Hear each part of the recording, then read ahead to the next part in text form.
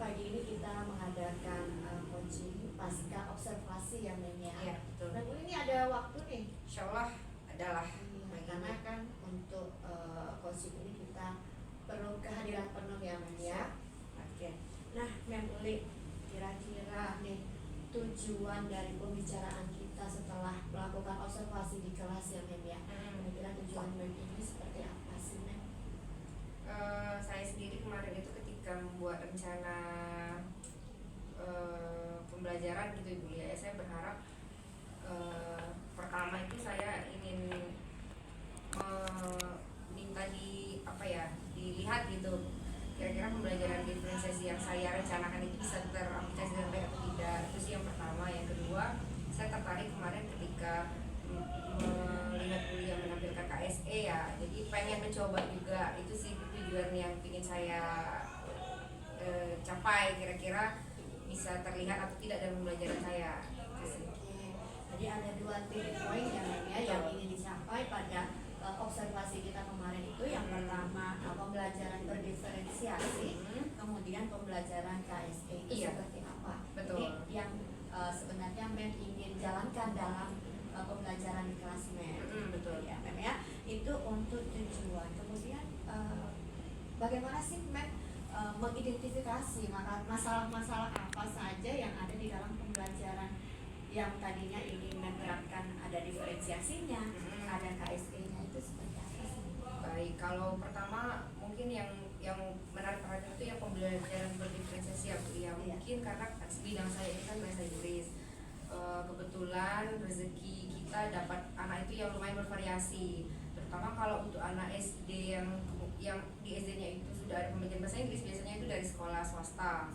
Ketika masuk ke sini tentu mereka sudah punya bekal nih ketika sampai di sini. Jadi yang dasar-dasar itu udah lewat gitu sama mereka. Sementara untuk anak dari yang belum pernah mengenal belajar bahasa Inggris dari SD, itu mereka datang sini dengan kosong gitu kan ya, nggak tahu, bahkan ada yang nggak tahu penyebutan alfabet seperti itu. Mungkin tahu tapi tidak pas gitu. Rasanya kalau nggak tahu sama sekali ya nggak juga sih, tapi nggak pas. Kemudian mereka punya tabungan kosakata juga berbeda nih dengan anak-anak yang basicnya sudah pernah belajar bahasa Inggris ketika level SD, baik dari sekolah ataupun kadang ada anak itu yang tidak belajar di sekolah tapi kebetulan mungkin orang tuanya sudah ngajarin di rumah karena persiapkan masuk SMP, atau ada juga yang sudah ngeles gitu.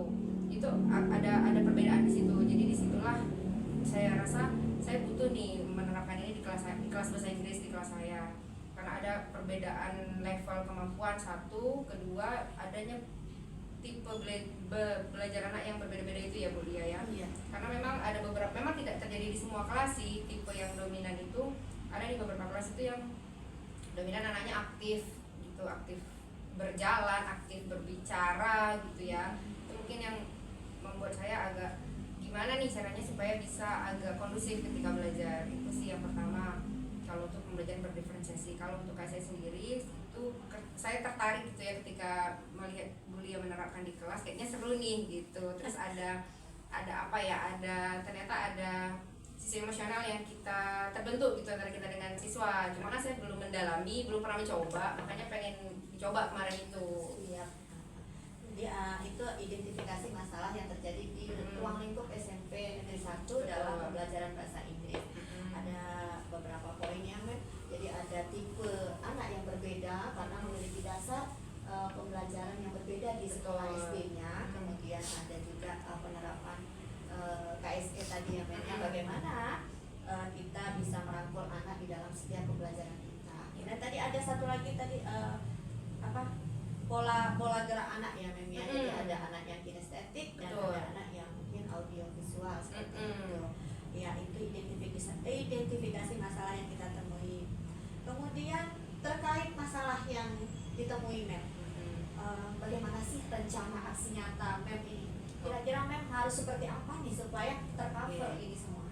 Jadi dalam perencanaan persiapan pembelajaran kemarin ya, dalam persiapan itu jadinya saya berusaha mengakomodir kebutuhan anak itu dari segi levelnya dulu nih pertama. Jadi dalam satu kelas itu ada level anak yang memang bahasa Inggrisnya lebih paham, sudah paham lah dengan yang kira-kira akan saya ajarkan.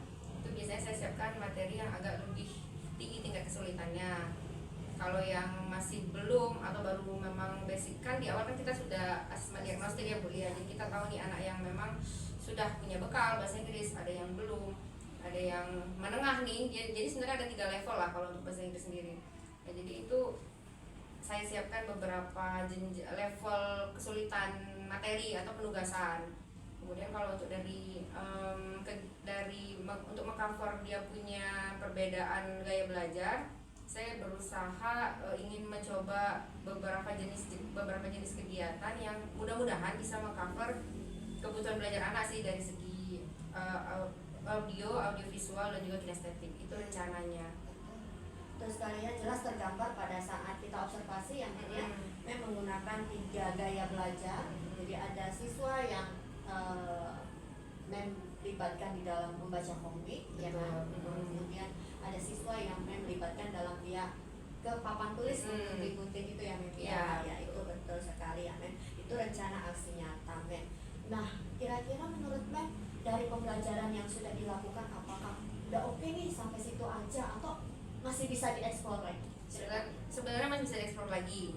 Jadi setiap pengalaman sejauh ini ya Bu ya, setiap berada di kelas itu berbeda terus gitu ya. Kadang hal yang sama kita terapkan di satu kelas, ternyata di kelas lain hasilnya berbeda gitu.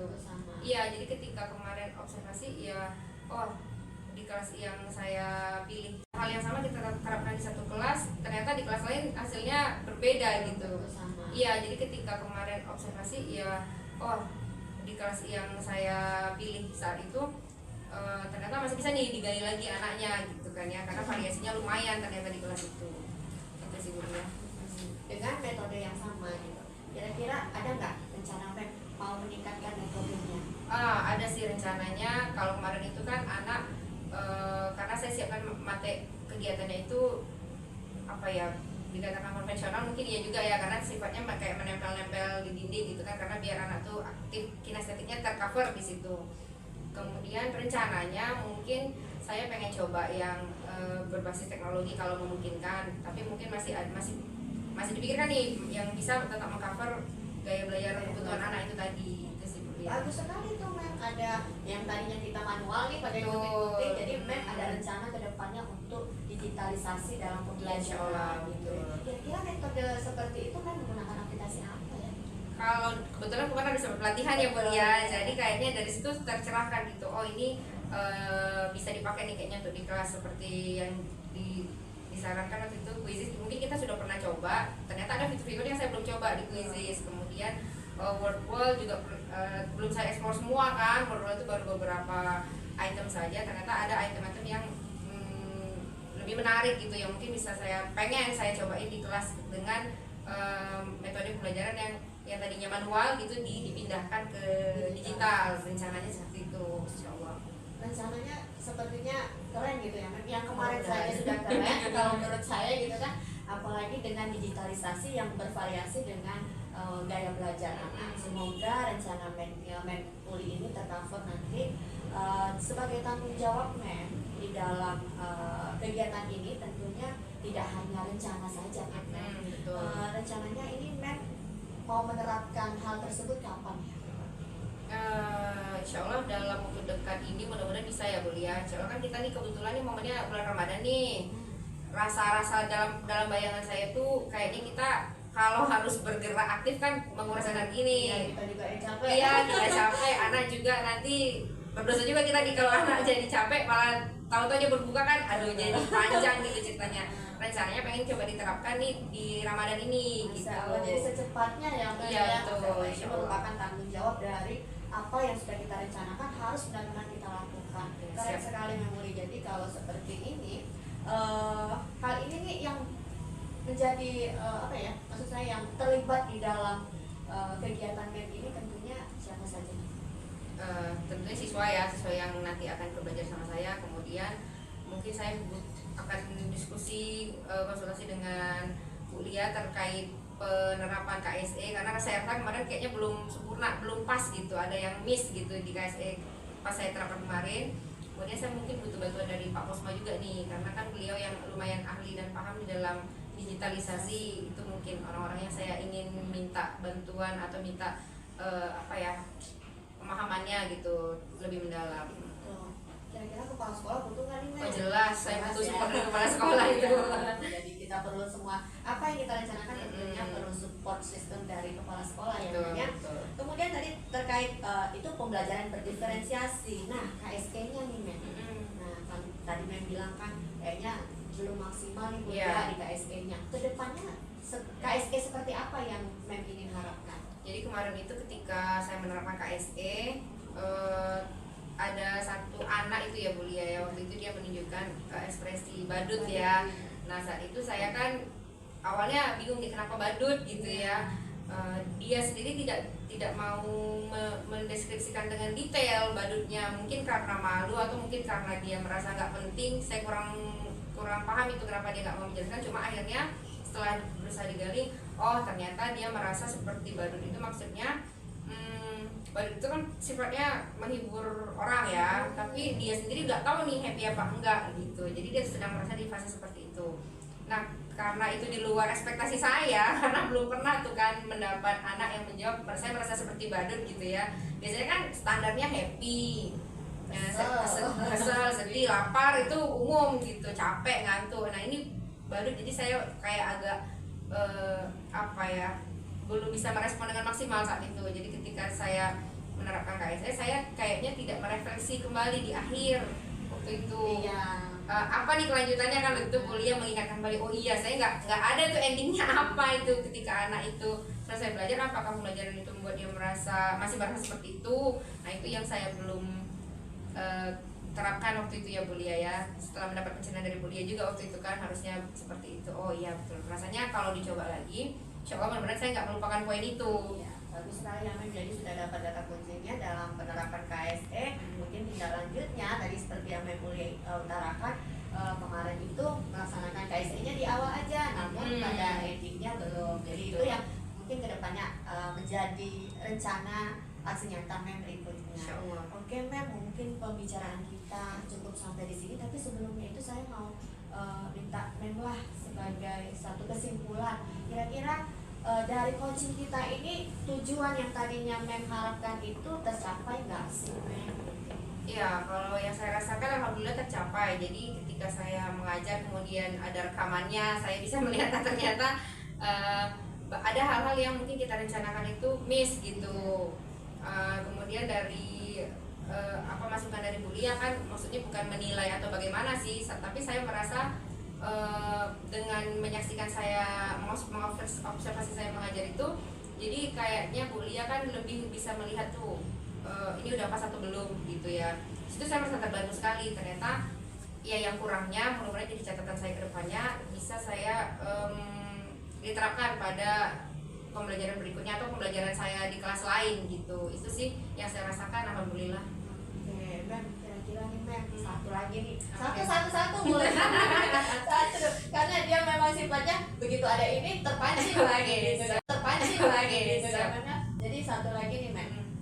Pada saat Mem melakukan mulai dari pra observasi sampai dengan pasca, ini apa sih yang Mem rasakan terhadap ini maksudnya kita nih berdua ini mitra ini, bagaimana, apakah saya ini mengejudge Mem atau saya menggurui Mem atau mungkin saya Mem Uli merasa nggak mau lagi lah dibimbing sama kuliah gitu, gimana? Ya, sejauh ini sih namanya setiap ada bunyi kalau kita akan diobservasi tuh awal tuh pasti merasa aduh gitu ya kuliah ya.